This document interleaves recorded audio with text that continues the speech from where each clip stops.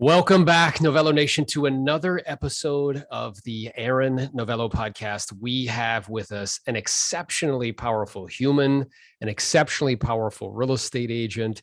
He hails from Vancouver, 2.485 million in GCI last year, 170 closed and pending, all of that while not physically doing those transactions himself out of production. The great and powerful Mr. John Tsai. Appreciate you being here with us today, brother.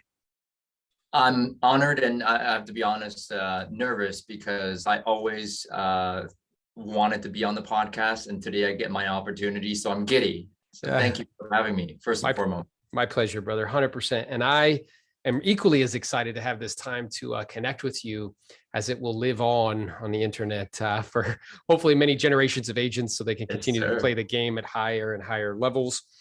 And I always like to bring people to the platform that I think can really add tremendous value.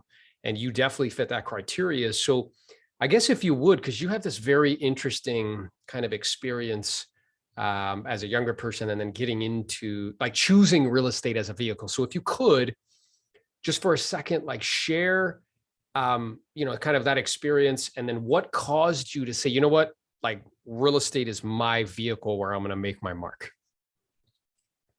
I think I stumbled upon it by chance. Growing up, I never really knew what I wanted to do besides being a pop star in Taiwan, which was a pipe dream for me, and no regrets. But beyond that, I didn't know what to do. But during my university year, last year, I went back to Taiwan, and I met a gentleman in the gym, and he was 42 years old as we are right now. And he was retired, and he was working out at the gym at noon on a Tuesday, right? It's my summer break. So I'm like, who are you? And why are you here at this time? Don't you have to work? He's like, I'm retired. I said, so what did you do? He said, well, I built a language school here in Taiwan, and I built up to many, many franchises. I sold it. And now I invested 100% into real estate, and my real estate income exceeds my monthly expenses. I am retired. I said, how do you do that? He said, well, read this book. I said, what book? Rich Dad, Poor Dad. I said, okay. I've never completed any one of my textbooks growing up, but I will read this book. So I read it. And after that, the only thing that ever clicked with me in that book was, if I had my rental real estate, give me income that exceeds my monthly expenses, I am then financially free and I'm retired. So, okay, real estate is the way to go. I'm not super smart. So how can I learn this? So I thought, okay, why don't I get a license, go and sell real estate, and learn at the same time how to invest?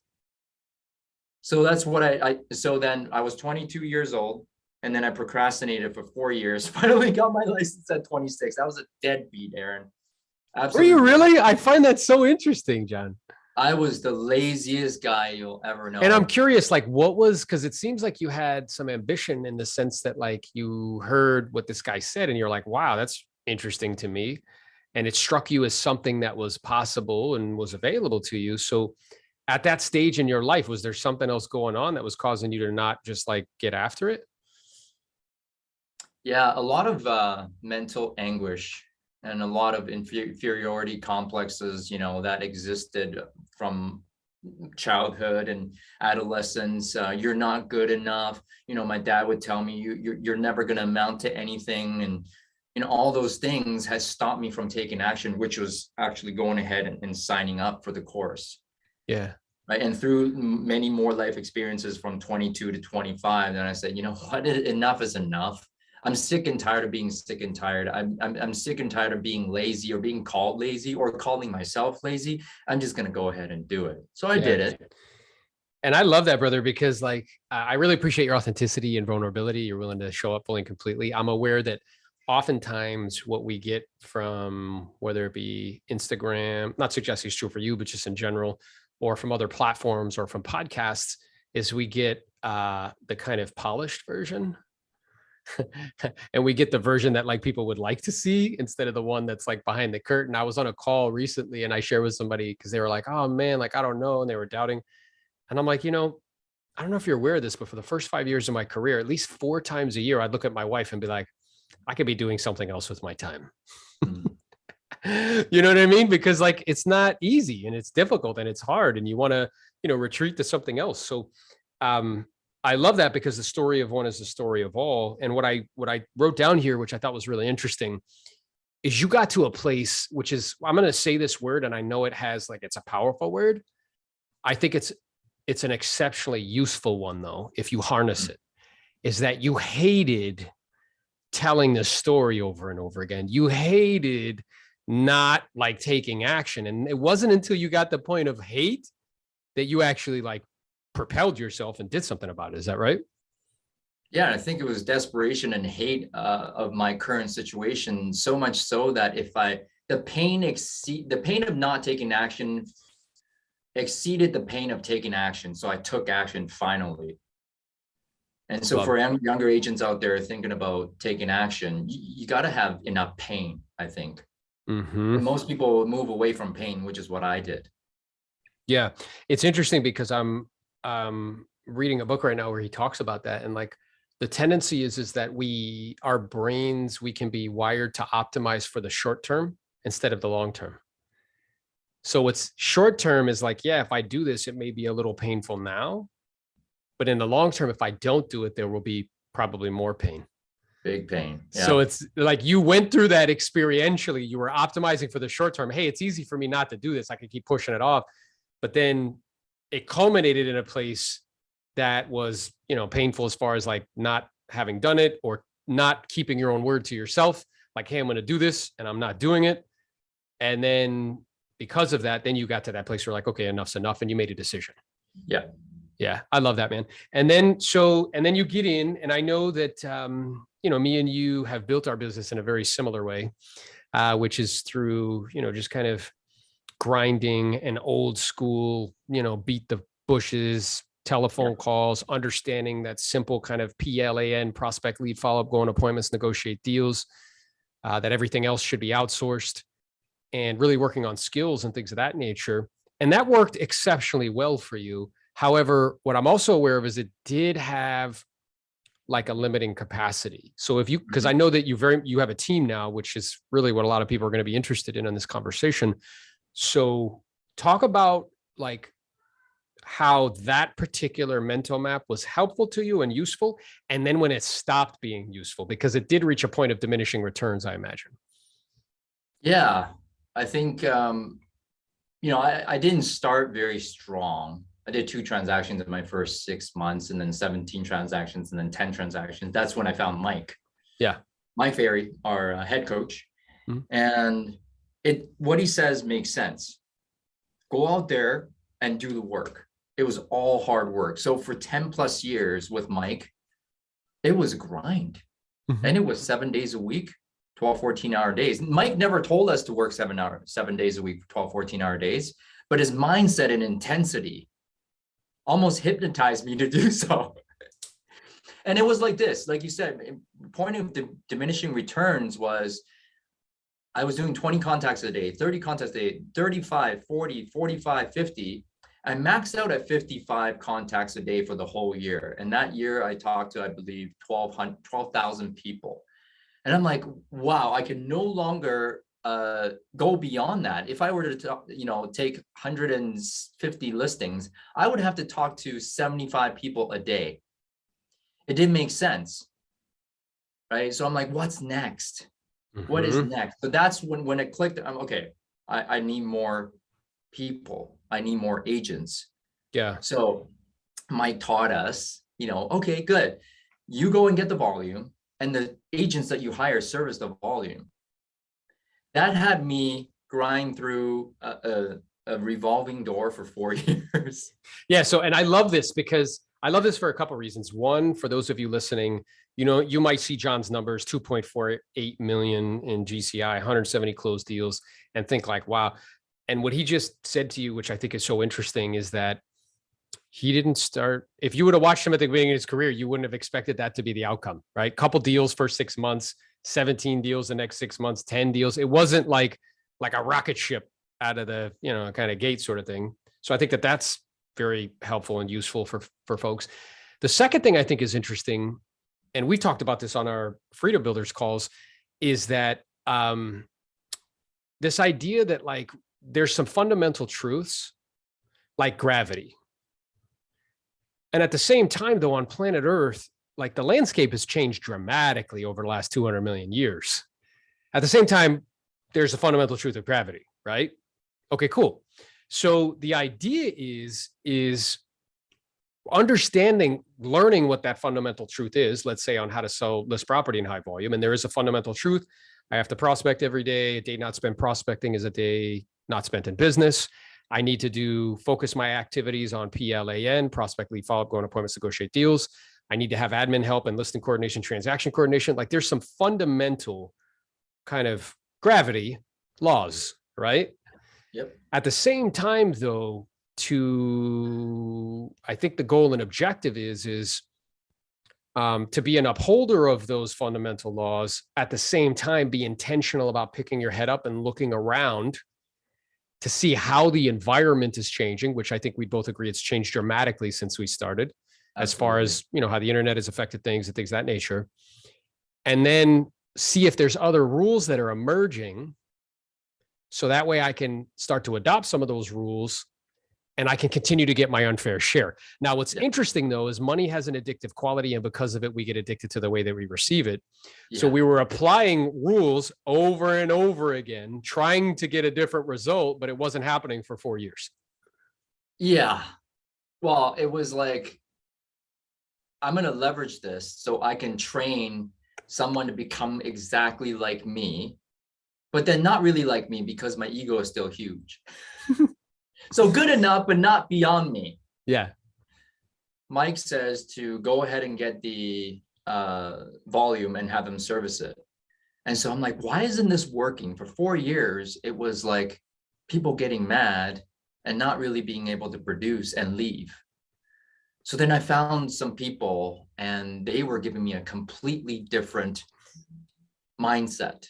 Yes. It was more like when they come in, listen, they're actually my boss. I got to work for them because I provide a service to have them, on my platform, be able to succeed. And I'm here to facilitate that. So in fact, I work for them. They don't work for me. That mindset switch had me leverage and grow a lot faster than I did before. It was like me, John Sai. Whatever's left over, you guys go ahead and, peck at it. Yeah. Whatever scraps that are left off the table after I'm done with a feast, like you guys can have, those scraps on the ground. Exactly. And I'm still the biggest producing agent on my team, which was great. And it felt good until I absolutely physically burned out. What can you do when you're physically and mentally burned out? Not much. So now at this point, I'm truly feeling blessed because I'm able to help them become successful and I'm not burnt out. So it's great. Which is wonderful. So, and I think what's key there is, I think what's very interesting is that you recognize, so in that vein about like what we just said about gravity and like picking our head ups and looking around to continue to see how the landscape's changing and this and that. So somebody once said to me like, okay, if knowledge equals power, which I think we would agree that applied knowledge, right? Not just knowledge itself, but applied knowledge is power. That's how I've changed my life. It's how it's changed your life. We were talking off camera beforehand. It's like what's something that me and you have done well is compound information. Yes. So people understand compound interest. So it compounds and it grows into something big. Well, if you've been reading, 2 or 3 books a month for 15 years and you've been attending all these classes and listening to podcasts, all this, like that compounds. Yes. Right. So we've done that well. And I think what's interesting about what you're saying is like, if knowledge equals power, the question is what if I have the wrong knowledge? What if I'm trying to take a law like of gravity and apply it to this other thing that I'm trying to do? And I don't get, and I'm not getting this right. And I'm wondering why, but it's because I just need different information. Yeah. Right. And it sounds like it's exactly what happened for you. So you got different information, which included mental maps, which included like actual practically, procedurally, like this, and this, different ways of kind of mindsets of thinking. And then once you got the right information, what did you notice happen? Like, so you went 4 years, like bang, bang, bang, bang, bang, banging your head against the wall. Everybody's leaving, revolving door. Like, it's really not working. You're still, if with the team, if you're not in production, the whole business stops because you are basically, the profit center. And then once you got access to the right information, once you started to get proximity to people that were thinking differently, what did you notice happened? Well, it was one thing at a time, one system at a time, and one realization at a time, and not stopping in my team building, because I could have given up and said, hey, you know what, I'm just going to fire everyone and be in production myself, and I'll just sell 100 homes a year, and I will never go beyond that. I'm okay with that. But I wasn't okay with that. So I said, okay, I'm just going to fail forward, and I'm going to do one system at a time. Whatever they taught me, whatever they gave me, it was one system at a time and one agent at a time. And one experience at a time. People still leave, but I know how to deal with it. Right? And I'm more experienced now. Since 2015, I started building a team to now that's 6 years. Yeah. Right, 6, 7 years. So I have experience, and I'm noticing that it's just the accumulation effect for team building is finally taking place, Aaron. Because I was at 3, 4 agents for 4, 5, 6 years. And then all of a sudden now I'm at 14. Wow. That's awesome. Right. So it compounds, like I said, but it's the same thing as prospecting, as taking listings, is persistence and willingness to fail. When you're calling like expireds and cancels, you shouldn't even be looking at the price. You should be looking for the motivation. Gosh, like, do I knock on doors? Is that something that we would do? You're going to be considered pushy or rude by some people. You're going to find people who genuinely need you. And other realtors failed them. I'm a single mother of twins, and time is not a luxury for me. I have 2 people who depend on me, and I'm all they have. So when you leave that house, you make sure it's worth your time. Welcome back, Novello Nation, to another episode of the Aaron Novello podcast. We have with us an absolute rock star. I've had the good fortune of coaching her for a good period of time now. I've watched her do something amazing, which is move to a brand new marketplace, start over from scratch where she doesn't know a soul. And within 1 calendar year was doing 52 transactions, about 15 million in volume. This calendar year on track to do about 100 transactions, 30 million in volume. The pride and joy of Dallas, Texas, Mrs. Jessica Nelson. I appreciate you taking the time to be with us here today. Thank you. I'm excited to be here. Yeah, my pleasure. And, I'm really thoughtful and purposeful about, who we invite, because we want to make sure that they add lots of value. And I know that you can, based on your experience.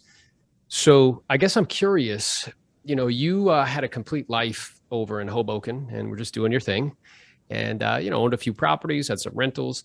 And you had this very interesting idea during COVID to say, you know what, I think I'm going to move halfway across the country and start over from scratch. So talk to the audience a little bit about like what prompted that move and what was the thought process behind it, particularly when there was it was during a time where there was like a lot of uncertainty and required like a really huge amount of courage to make that move. Yeah. So in August of 2020, most people were still, they were staying home. They were trying to see what was going to happen. And for the most part, people were living in fear, right? So I took the opportunity to say, where can I grow? What can I do to take this time and really blow it up and do something amazing? So I've been in Hoboken, raising my children there, and that's a city environment. It's a great place. I'm not saying it's not, but I felt like there was something else for me. And I said, I want to take my kids out to the country. Where can I go and make a huge difference? And I considered a few different places, but for some reason, Texas it stole my heart. And from the minute we landed here on, I think it was August 14th. No, it was my father's birthday. It was August 12th. I said, this is going to be where we move. And so I saw about 10 homes. I picked one. I bought it in 14 days. I sold all 4 of the properties that I owned in New Jersey. And I packed up 2 kids, 2 dogs, and I moved all of us in 14 days from New Jersey to Texas. Yeah, it's pretty unbelievable. And, I'm aware that, you're doing that on your own without other people there to help you or assist you in any way. So I guess talk to the audience a little bit about, from a mental perspective, because that's a lot to do at one time, and to also, start over in a brand new marketplace where you don't know a soul. I think that for a lot of people is very uncertain for them. Mm-hmm. So it would prevent them from doing something like that. So from a mindset perspective, what was kind of the thought process, and what were some of the conversations that we had to continue to kind of solidify that mindset, that starting over from scratch, how strong it needs to be? Mm-hmm. Yeah. So we talked a lot about what do you start? What do you do? What do you physically do to create your first transaction, as if I was brand new in the industry again? And it's really humbling to do that, because, if you've been in the industry for 10 years, or if you have other agents that look up to you, it's kind of cool to start brand new and, kind of experience what they experience. You learn a brand new market, you learn the trends of that market. So we talked a lot about, staying focused on the goal, staying focused on contacts, contracts, and previewing property, and really just getting to know this community and how I could serve it. Yeah, I love that. I'm taking notes here because I remember those conversations we had. And do you remember how they are? Because one of the things I really appreciate about you is that, you're exceptionally coachable, and you also are not opposed to straightforward, candid conversations, because we've had some very straightforward, candid conversations, and you're receptive to it. And it's part of what allows you to produce the outcomes that you do, because you don't shy away from those types of conversations. But we had this conversation about attention and where to pay attention. And there were other people trying to tell you where to pay attention and what you should be doing. Mm-hmm. And I had a pretty kind of straightforward, direct response to that. So talk a little bit about what activities were you focused on in a completely brand new marketplace where you do not know a soul, like you have no database, you have no people to fall back on, sort of thing. You don't know anybody, that we focused on and basically said everything else is not important, and these are the things that are going to be important. Yeah. So it's really simple. You ready? Yeah. When do you plan on moving? Love that. And just let the conversation start. I mean, some people, you don't have to be that direct. Listen, people are in the South, they don't really appreciate that. So, you want to preface it a little bit different. Oh, hi, my name is such and such. What's yours? Maybe you're in line waiting to pick up your kids at school. Maybe you're going to the gym. All of us do these activities where you meet people every day, no matter how busy you are, guys. And it's very simple to start up a conversation that leads to something having to do with their real estate. Even people will give you hints too, right? If someone's if you ask them how they're doing, they seem a little down, you might find out that there's maybe some trouble in their marriage, or, some reason why they might need to move. But if you don't talk to people and ask them questions, you won't find out how you can serve them. Mm-hmm. Yeah, I love that. And we had a number that you were focused on, in terms of contacts, right? Because we're aware that, as a salesperson, our job is to be in the presence of prospects. And just to remember that, I think that's part of your competitive advantage, because you're very clear on that while other people aren't. So talk to us a little bit about what your focus was numbers wise, and the methodologies that you use. Because I know you weren't just doing one methodology, you were doing multiple methods to get to that number. Absolutely. So we had an issue with speed to result, right? So for us, what we talked about was talking to 50 people a day and getting to appointments, and getting from appointments to contracts to negotiation to close, because I didn't have a lot of time. Yeah. So under normal conditions, you probably don't need to talk to that many people. You need to have better quality conversations, because they may not move today, but they'll move in a year. And now you add them to your database. They know you, et cetera, et cetera. I didn't have that time. I needed to produce money immediately. So I had to quickly find out who was going to move in the next 30 days and be on those people until they either listed with me or just, died. I don't know. Yeah. Or told you to go fly a kite. And what is interesting is, that understanding and that sense of urgency. I don't think people approach things with that level of urgency. My experience is that there's different levels of importance. One is like, it's not important at all. Two is important. And what's interesting about important is, I'm sure you're like me, if there's something that's important, you know, it's important, but it may not get done for a little bit. But then there's an emergency. And an emergency is you drop everything that you're doing right now. Exactly. Right. And what I'm aware of is that we were very clear that producing income was an emergency. It's not something like, oh, I'll get to it sort of thing. It's like, nope, it is the most important thing. Not only were you calling, I'm aware you would send me pictures of you knocking on doors, right? I think you lost one of your earrings knocking on doors and you kept going like you didn't even care. So it's just, I think that level of urgency is something that, you know, people aren't clear about. Is that right? Oh, absolutely. You're going to be considered pushy or rude by some people, but what's going to happen is you're going to find people who genuinely need you. Like either another realtor has failed them, or they tried to do it on their own and they just couldn't. And when they meet you and you're quote unquote pushy, which is actually just being direct and aggressive, you are a breath of fresh air to them. They are so happy to meet you in your urgency, because now they trust that you're going to get this done because they see how badly you want to get it done. Yeah. So and that kind of became my superpower. So guys, I had this mentality, like, think of somebody you love the most in the world. Think right now, like if you close your eyes, who do you love the most in the world that if they weren't here, you wouldn't know what to do with yourself? Now think that you need to raise X amount of money to get them some sort of surgery. That's how you need to work when you start in a new business. Agreed, 100%. And what I wrote down as you're saying this is, you know, motivated buyers and sellers love motivated agents. It's the people that are 6, 7s and 8 or 5, 6, 7s in motivations, you know, on that kind of scale. They're not 8, 9s and 10s. They're not interested in that. And they'll be like, it's pushy. But people that are super motivated, very much so, are interested in somebody that's motivated to help them. So first you'll see it in your reviews. Like people will write reviews that you're like, this is actually pretty funny.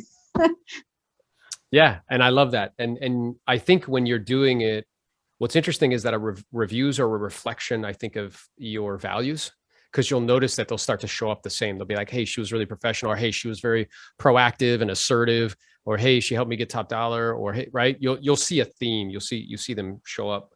I've had a number of clients that say to me, go do your Jersey thing. and I know when they say that, I'm like, oh, they believe in me. Yeah, they know. They're just labeling it that. So we talked about, you know, again, kind of breaking into the brand new market. You don't know a soul. First, it's very clear, if I'm hearing you correctly, to understand the urgency, and what's really important is the production of income. And the way you're going to do that is by being in the presence of prospects, particularly in someplace new. You're going to ramp up the amount of people that you're talking to because you don't know anybody, and that will lead to opportunities. And now we get to the conversion piece. And what was interesting, right, is at the beginning, even though you're super powerful and you knew how to generate, you were a little, right, kind of going on the appointments. You're like, maybe I should have somebody come with me because I don't really know the marketplace that well. And then I'm aware that we had a real straightforward conversation about that. And then that stopped, right? So talk a little bit about, even though you were very clear on the attraction piece, being in a brand new market, like you didn't really know it that well, right? So even then it created like a little bit of doubt for you, like, I don't know, maybe I need somebody with me sort of thing. And then how you overcame that. Wow, that's a powerful question. So that's self-confidence. That whole thing is a security blanket, which you enjoy pointing out. Everyone has security blankets. Even the most powerful people have strange, weird things that they do that are their teddy bears. And you kind of have to acknowledge it. It's like, I guess, AA, right? You have to admit you have a problem, and then you have to face that problem. And then you have to have a plan around, when I'm doing this, how do I defeat that? You know, what self-talk do you have? What meditation? What books are you reading? You know, what is your program to defeat that behavior that's extremely limiting? Yeah, I'm just writing stuff down as we're talking because it's all coming back. It's all coming up to me, like all the conversations we would have. So there's a couple things that I wrote down. Is you're mentioning, and I appreciate your authenticity, because people will see you and be like, oh, like it must have been like easy peasy 1, 2, 3. It's like, well, what happened is we were producing and we were generating and we're getting in the presence of prospects, and then opportunities would present themselves. And then it was like, you were a little uncertain because it was new, right? You don't know the marketplace really well. And I remember, having that conversation with you in a very straightforward way. And this is one of the things that I wrote down, is that, we all have that, myself included. The question is who do you have in your life, or who do you have proximity with, that you give permission to point that out to you? Right? Because even though it's very uncomfortable, if somebody doesn't point it out to you, it's really comfortable to stay under the warm little fuzzy blanket, right? Mhm. At the same time, I won't kind of grow and expand from that. And you did. I remember I pointed it out to you. I'm like, look, you don't, like, those people need you more than you need them. Like, you're doing the hard work by generating the lead. You already know how to present. You just need to, study up on the marketplace. And then you did a hard stop to that. That stopped immediately. And then you started going on appointments on your own. And then as you kept doing that, that internal kind of trust built up. And then, you were off to the races. Is that right? That's correct. It's so important. It was so important to me that in this first year, I had to make a huge splash, because you're unknown. So you have a good new agent's going to do 10 transactions or 15 transactions, and they're going to get Rookie of the Year. And that's great for them. But if you really want to take market share and you're trying to be a disruptor, you have to do something that is 10x to what everyone else is doing to get people talking. And that becomes your brand, your numbers, your production. You don't need to make cute videos. You don't need to dress inappropriately, ladies. You just need your numbers to speak for themselves. Yeah, I love that. And it's so important. I knew that year had to be an epic milestone year, or I would never start hitting the milestones I wanted to get to moving forward. Been licensed 15 years. I've really only been a full-time agent just about 5 years now. Prior to that, I was working in real estate finance, Manhattan, with a private equity firm, raising money for developers, putting together acquisitions, that sort of thing. And always had my license and was doing transactions part-time, and eventually, got totally overwhelmed with the amount of options and opportunities that decided about 5 years ago to go full-time. So I had my own brokerage for a number of years, and Kira and I met just about two and a half years ago. Yeah. And, both shared a lot of common ideas, and, around, prospecting and, doing more by, building a small team, and sort of came from the same background as far as coaching goes, and, banging the phones, prospecting, that sort of thing. And shared a lot of common interests. So it only made sense for us to partner up and figure out a way to do more, and, with the two of us combined. Together. That's awesome. So essentially private equity first, and then transitioned into residential resale brokerage. How about you, Kierum? Yeah. So I was fortunate enough to go to the #1 worst high school in Jersey City, which is the neighborhood I was born and raised in. And they had a co-op program. So at 17 or 18, I was going to school half a day and then working at an accountant's office for the other half. And I was fortunate enough to meet multimillionaires who were, killing it, driving Porsches and nice exotic cars to the office to handle their accounts. And the one common thing they had was all real estate. So, my senior year of high school, I was looking into it like crazy, started day trading, thinking that it would be a good idea to save up money for real estate. Got my license at 18 and was just like, I'm going to buy property now, and didn't realize that property wasn't cheap. Or it isn't cheap, it's expensive. So Yeah. Worked into sales and just got into it from there. Skip and I, we clicked right away. When we met, same mindset of kind of trying to grow things, financial freedom kind of aspect of it. And it just worked out naturally. That's awesome, brother. It's so interesting to hear you share that story where being motivated, coming from a particular environment and being very motivated by exposure, to have resources. I'm aware that I always used to read books around real estate. They had a tendency to gravitate towards it. So I figured what better way to learn about that vehicle than to help people buy and sell it. So very much so in the same vein, ultimately with the intention to raise capital to be able to do the investing thing. So Yeah. that's awesome. That's a common theme that I see regularly amongst those that take it to the next level. So then I'm wondering, because it sounds like you guys were both doing your own thing, like what caused you to look at each other, even though, you know, you kind of vibed and were like, okay, you know, you're a cool guy, I'm a cool guy. Like what caused you to be like, hey, let's create a company together? Do you want to answer that? So I think we probably both would answer that differently. I think I'm just a systems maniac, or I try to be. And Kiro's younger, and I saw a guy who was just an absolute shark on the phone. Just, you know, I guess that's sort of how we got started. Like we would, you know, both sort of do our own thing, our own deals Monday through Thursday. And then Fridays we were like, let's get together and start prospecting together, right? Because prospecting's lonely and, you know, you want to make it fun and different. So we would start prospecting together. And then, you know, while doing that, we would just share a lot of different ideas. So I think what we brought to Kiro, or what my former company brought to Kiro, was maybe some more systems and some more like, you know, processes. And then, you know, what Kiro brought to the table was just an overwhelming amount of energy. This guy is like, you know, back in the day when we would have a room filled with 5 or 6 people prospecting, this guy would be standing on the tables screaming and getting everybody pumped up and, you know, affirmations and that. So the two of us, and that's not me. So the two of us, you know, together sort of brought together like a system, a process, and really to create that environment for other agents, right? Like that was something I always felt like my agents were lacking, right? They were lacking that sort of energy and enthusiasm, because I'm kind of the guy who just comes in, puts my head down and goes to work, and we needed that. And that's sort of what we were missing. So I think Kiro filled a big role there. I know that. I know. It's awesome. See that? It's a bromance, bro. It's awesome. So, and I'm curious, Kiro, from your perspective, so you heard from John, from your perspective, is that in alignment with what was true for you, or is that any different as far as what caused you guys to partner up?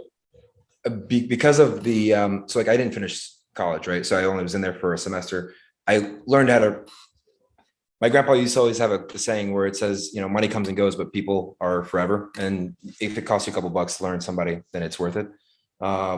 So the way that John would be talking about the people around him. So like, for instance, staff or employees, and saying, you know, I want to make her a millionaire. I want to make her a millionaire. Like I want to be able to achieve her wildest dreams. Those kind of things tell you a lot about a person, so that you know that when you have the same kind of goal in mind, that integrity and that kind of way that they approach the thing, you can actually take it a whole nother level completely with that person. So that's what I was the most excited about. That's interesting. So the thing that you were, I'm just taking notes as we're speaking, like what comes to the surface is 2 things. Is one is kind of the technical component, right, of what we do, which I know both of you are very good at. There's also a systems component of what we do, and you can only grow to the proportion that your systems will allow you to. Yeah. So those 2 things married together can accomplish something that's really great. The other thing I think is interesting is that it sounds like from you, Kiro, it's not as though one's better than the other, but based on what you shared, is that it was more like a character thing, which was like, hey, this is somebody who not only understands the game in the same way that I understand it, at the same time, their values are in alignment with mine. Yeah. There's a very short list of what we're willing to sacrifice in order to achieve our goals, right? So it's like, that list is very small. So we're willing to do anything it takes to get where we want to, you know, where we see it going. So that's what's exciting about it too. That's awesome, man. It's great. It's very good guidance and advice entering into any sort of partnership or relationship, is get very clear on what the values are first. Make sure they're in alignment, right? So the next thing that I wanted to ask you a question about is that you guys have done something. So you partnered up, you know, you're doing deals, you're banging, doing technical work, working on systems. And that got you to a certain level. And then you guys started to, you know, explore this idea of leverage through virtual assistants. So talk to me a little bit about that evolution, how that come about, why was that important? Sure. So I think I've been fortunate enough to just sort of like study the models of some other top producing teams, right? And I think one of the first things that we've always learned was that, you know, once you get to that certain point, I forget, you know, it depends how many numbers of transactions you do a deal, but I guess everybody's different. But at some point, let go of the buyers, right? Hire a buyer's agent, leverage a buyer's agent. Buyers take more time, hire a buyer's agent to handle all of the buyers. So I sort of look at it that way. And then we got to a certain point where we said, you know what? Some of these other top producing teams were really, really diving into virtual assistants.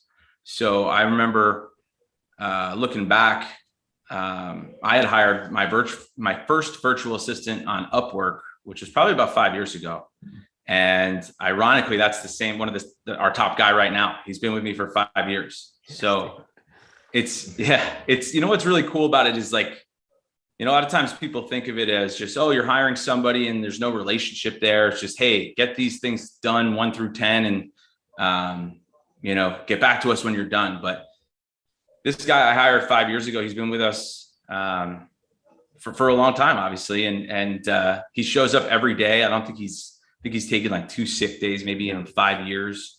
But every day he emails me at 7 a.m. and he's like, ready to go, sir. You know, ready to roll. And like, they come to work every day, ready to roll. So a quick, funny side note is that he started with me, and, you know, I think we had him starting by calling, you know, outbound calling. And I actually had to let him go at one point. He was producing a lot of leads and making a lot of dials and making a lot of connections, but I literally couldn't keep up with him. You know, I would come in the morning and he'd be like, sir, I made 10 connections yesterday. And I'd be like, well, shit.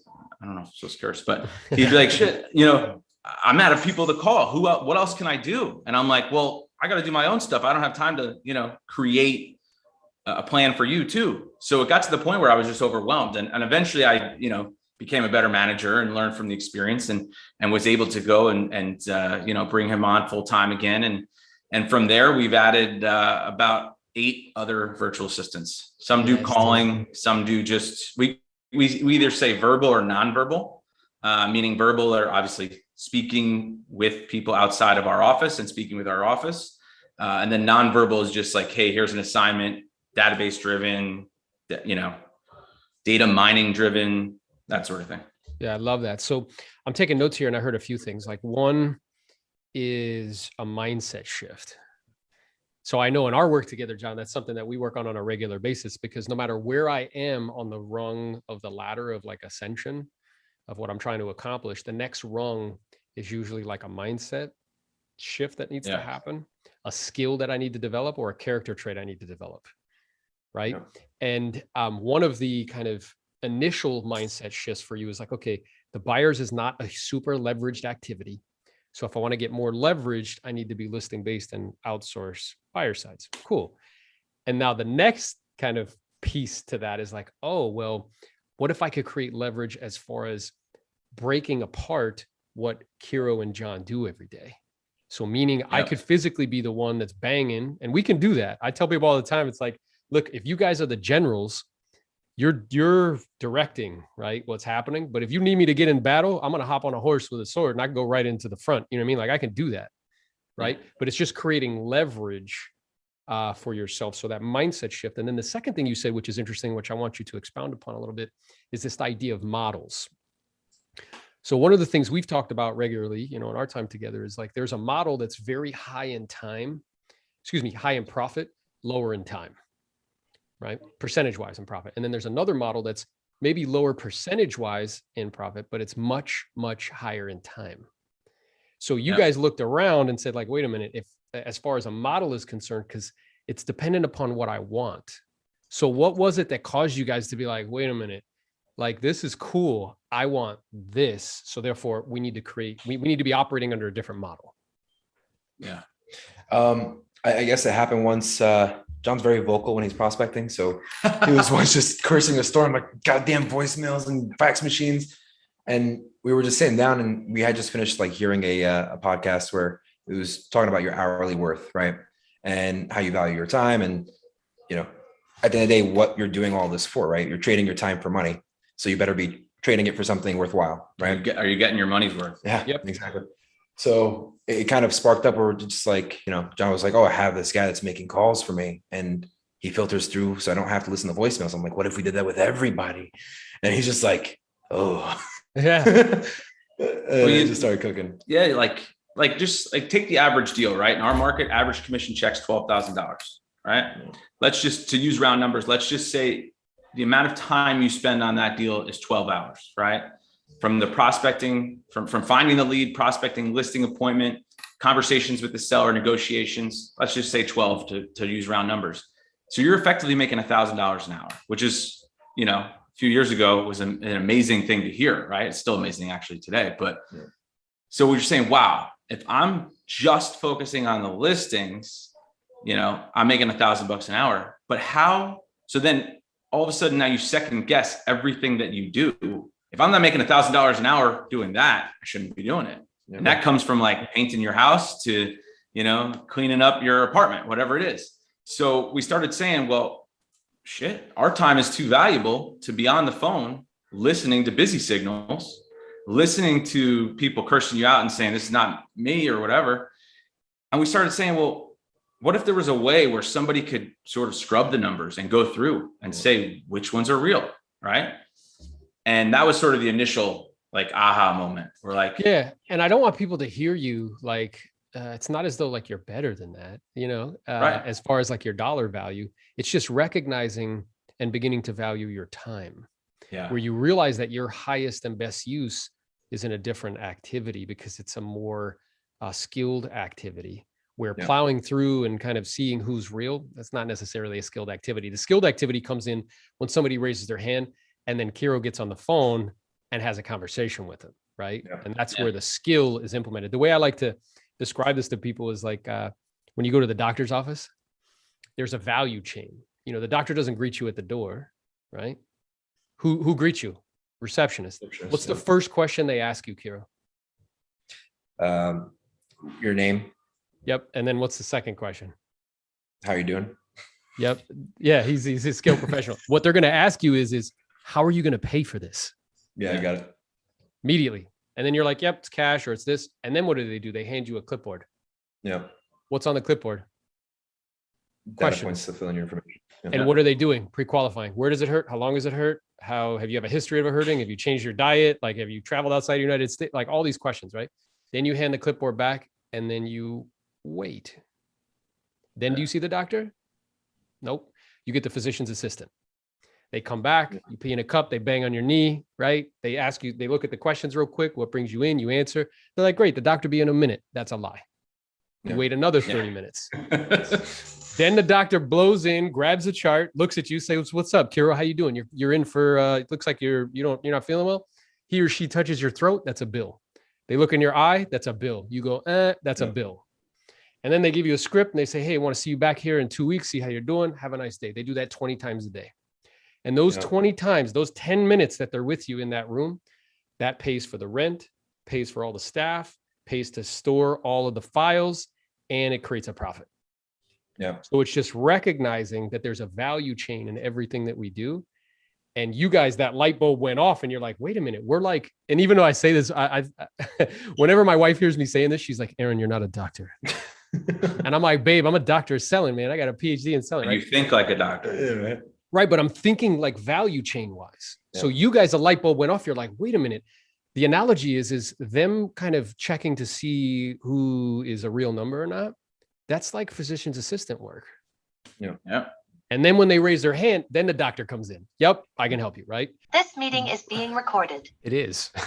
Welcome back, Novello Nation, to another episode of the Aaron Novello podcast. We have with us an up-and-coming rock star. He is in my marketplace. We've been in kind of communication for an extended period of time from a distance, sometimes via social. He's popped on some of the live streams, and I'm seeing some of the stuff he's doing, and I really wanted to bring him to the podcast to share with you guys. He services kind of the Broward County area. He was the number 4 agent out of 3,800 at a company called United Realty. For the gringos out there, he goes by Brian Murillo. For those who have some flavor to him, it's Brian Marillo. And I really appreciate you taking the time to be with me today, brother. There you go. Thank you. That was a good try. Brian Murillo. Yeah, there you go. Murillo. Okay, cool. So I still got work to do. So I always like to bring people to the platform that I believe can add value. And I think that you fit that criteria.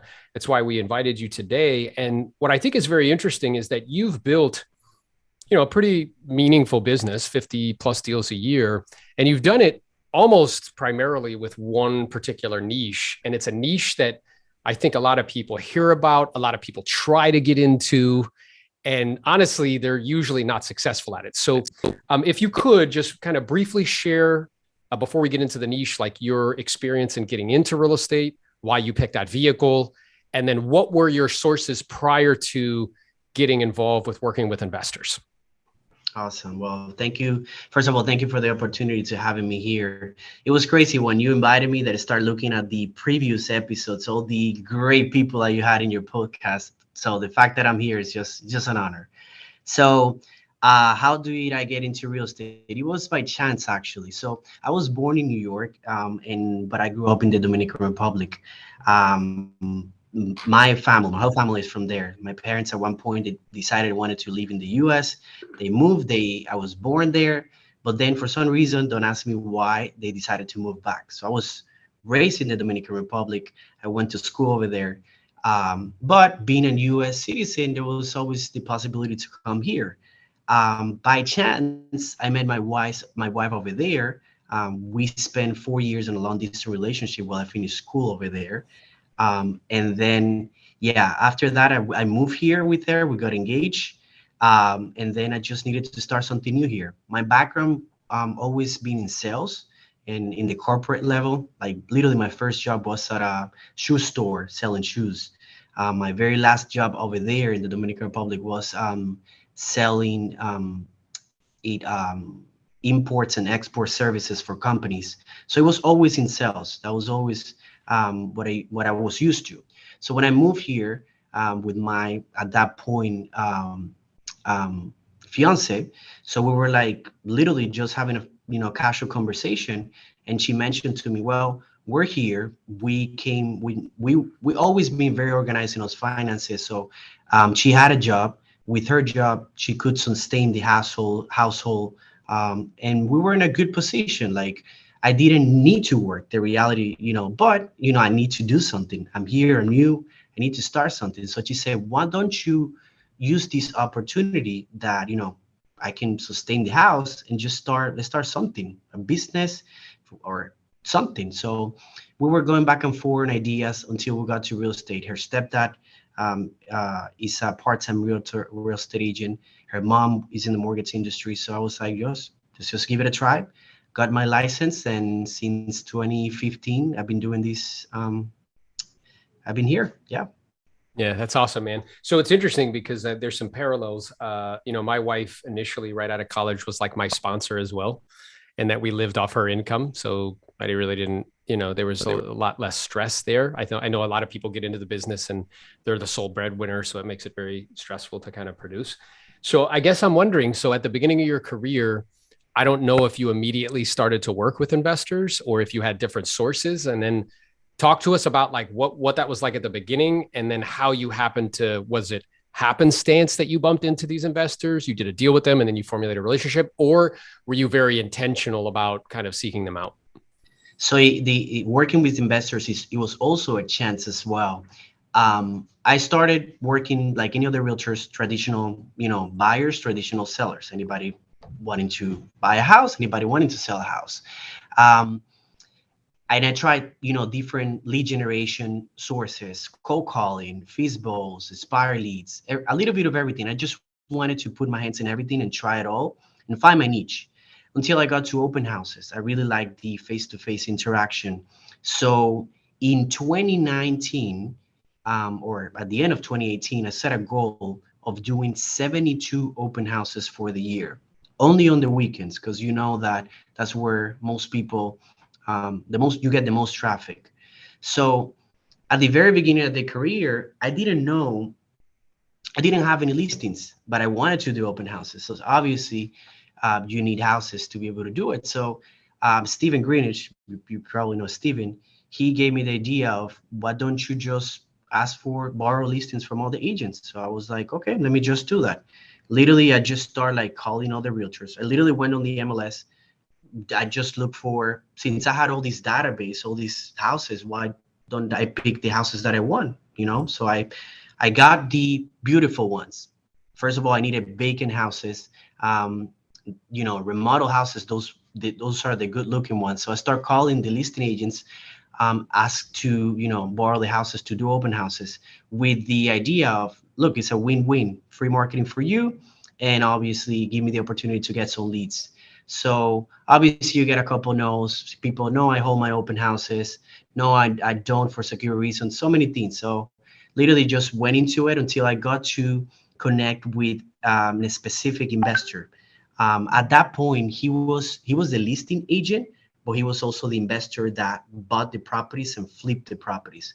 So uh, he was being more an investor. He wasn't interested of, you know, the regular buy leads or listing leads that you could get out of the open house. So he wasn't doing it himself. But obviously, being an owner of the property, he wanted to sell those.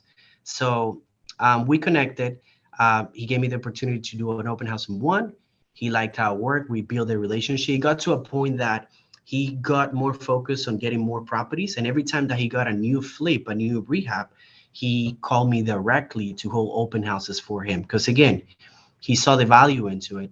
I'm not interested, and it's free marketing for me. It's an opportunity to get more exposure.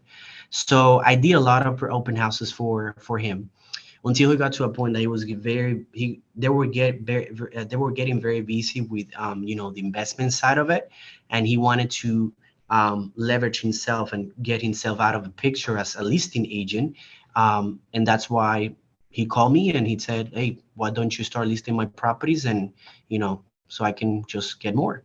And from that point forward, I've been working with them, and it's been great. Yeah, that's awesome. So it's interesting that was, so it's like there's this kind of chain of events. One is you figured, all right, well, let me do these opens, and that's just a mechanism for exposure. You were doing a lot of those. That's how you bumped into this investor. And then once you bumped into him, it sounds like he was at his, because my experience is that every human has a life cycle, every business has a life cycle, and every industry has a life cycle. And where he was in his life cycle of business is he was still kind of doing it all. He was wearing every hat, right? Yep. He's finding the properties, he's securing lending, and then he was putting them on the market and holding open houses. And he reached a point where he recognized, like, oh, my highest valued activity is not doing this. I could have somebody else do this, and it makes sense for me to pay for that. So that way I can focus more of my time, you know, on finding deals and procuring offers and things of that nature. So that's awesome. And then he came to you and was like, hey, why don't you just, you know, list all of our properties exclusively? Is that right? Exactly. So we built a good relationship. Mind you, we had a relationship where I did all these open houses, and every time that he contacted me, I was available. I made myself available because it was an opportunity for me. You know what I mean? Like, and it got to a point that I brought the buyer for one of the properties that I was holding on. So we got to get to that, to work together. He got to see how I, you know, interacted throughout the process, the transactions, how I handle myself. So when that opportunity came up, you know, it just made sense, because not only the opportunity that I saw, it was not only the amount of listings he could, you know, they could give me, but also the leverage that I could get out of that. I could do, the way that I saw it is like, I'm going to have not only the listings to get open houses, to get leads, you know, I'm going to get paid if I actually sell the house, but I also can put signs on those properties. Back then, he wasn't putting any signs because he wasn't interested in the signs. He was just listing on the MLS. So I can market those properties, and you know how it is. Statistically, you know that for every good listing, well market, you could get at least one buyer. So that's how I saw it, and yeah, that's how I've been doing it since then.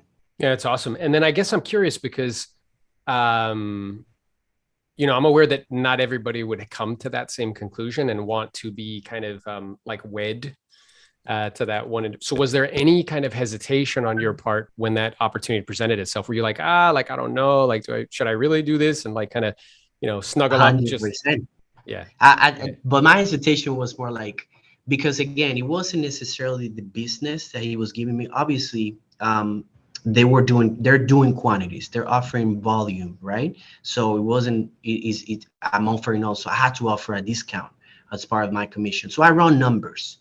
But more than that, my hesitation was like the opportunity of leveraging from here, you know, it's just, it sounds too good to be true. At the very beginning, I used to tell my wife, like, I don't know, like, this sounds too good to be true. Like, yes, we had a good relationship. He saw how I work, but how many people, how many clients you have that they call you, you know, and tell you like, I want you to lease all my properties. And I knew that he had the volume. So I was just, you know, in disbelief at the beginning, but not because of the numbers necessarily, but also the opportunity that, again, he didn't see himself, because he wasn't looking for the buyers. He wasn't looking for the other listings. He was just focused on getting more properties, more rehabs, to flip, and then continue on the investment side of it. So, yeah. That's awesome. But So there was definitely hesitation for sure. And obviously, at that point, I was 4 years in the company, the only company that I knew. I got approached by the broker, obviously sweetening the deal, telling me, no, don't go, be careful, this and that. So all of that all together obviously brings hesitation. So, but me and my wife would sit down, we pray about it. I was like, let's just do it. I would like to thank all you guys here, right? Because I know that you're all working diligently and consistently and persistently to accomplish your goals and objectives.